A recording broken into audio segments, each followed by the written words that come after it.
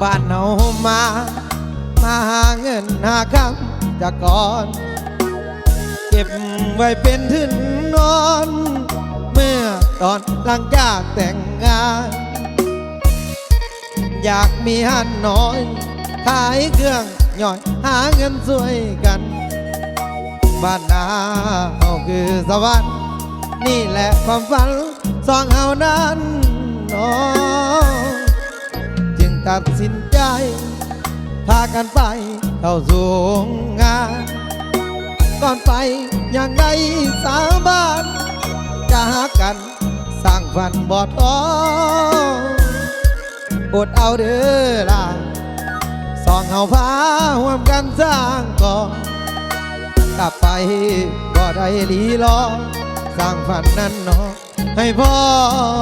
ความจริงแต่แล้วก็มีเรื่องบ่ดีซ้อนขึ้น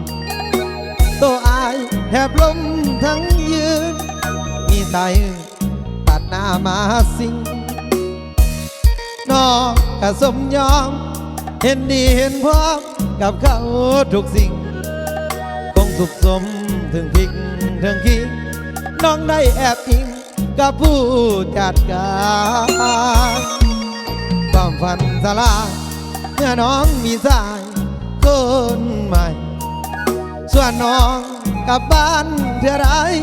ก็บ่สนใจสิคงคืนหันโชคดีเด้อล่ะที่สุขกันสากับผู้จัดการอยู่ไปก็ท